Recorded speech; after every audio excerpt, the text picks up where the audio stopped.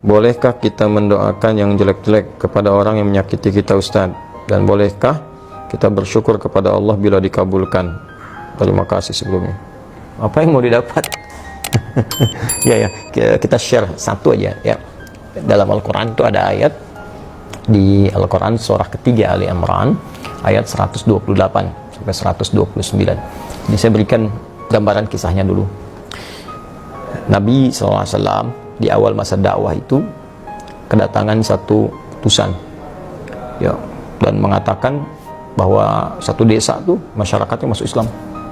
Senang Nabi, lalu minta orang-orang itu untuk dikirimkan dai untuk mengajar. Dikirim oleh Nabi 70 orang, dalam riwayat disebutkan kurang lebih 70 orang penghafal Quran ya, ahli Quran, orang-orang yang menguasai agama dengan baik pada masa itu ya, dengan kadar yang mungkin didapatkan pada saat itu. Dikirimkan secara singkat. Ketika sampai di sebuah distrik namanya Bi'ur Ma'unah ya, tiba-tiba ternyata orang-orang itu dianiaya, bahkan kemudian dieksekusi.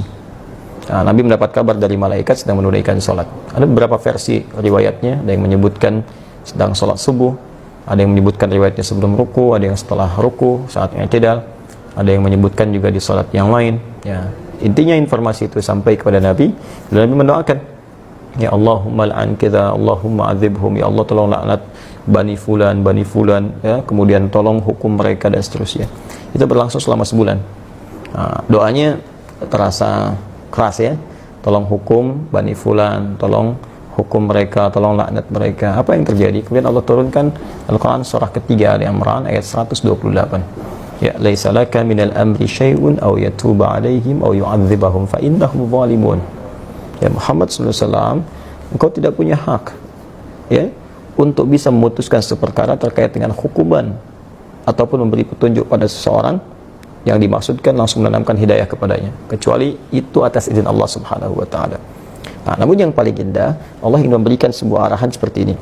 Ya, ini sifat maksum Nabi. Jadi ini bagian dari sifat maksum Nabi yang kalau di situ ada sesuatu yang kurang tepat, Allah luruskan. Berhak Nabi meminta. Ya, berhak Nabi meminta. Ya Allah, hukum si fulan, berikan hukuman istighfar, berhak. Tapi Allah berikan satu arahan yang lain dengan hikmah tertentu.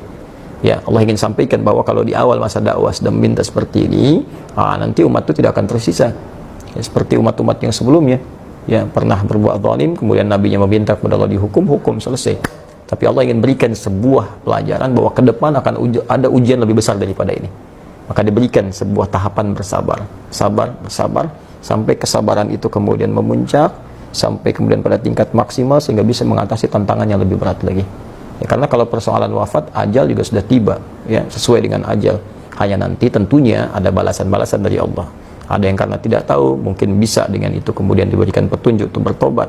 Ada yang sengaja melakukan, Allah kirimkan dan hukuman nanti akan turun kemudian hukuman-hukuman berikutnya. Bukan berarti pembuat kesalahan tidak kemudian diproses.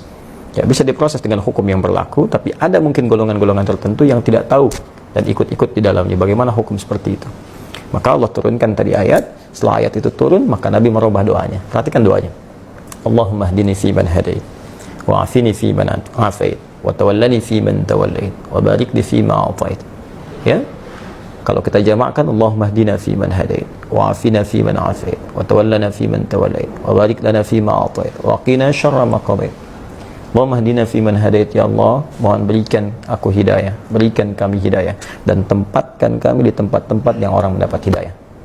Wa afina fi man afait, sehatkan kami ya Allah, dan tempatkan kami di tempat orang-orang yang sehat. Jadi, kalau Anda kerja di tempat orang sehat, Anda bertetangga dengan orang sehat, orang itu dapat hidayah, di kantor dapat hidayah, jadi baik orangnya. Wa tawallana fi man tawallait, palingkan kami dari apa yang Kau tidak sukai, dan tempatkan kami di tempat-tempat orang-orang yang berpaling dari apa yang tidak Engkau sukai. Wa barik lana fi ma atait, berikan keberkahan pada kami ya Allah dari setiap pemberian-Mu. Ya, indah. Wa qina syarra ma qadait, dan jauhkan kami dari segala keburukan ya Allah, segala keburukan yang mungkin kami dapatkan dalam kehidupan.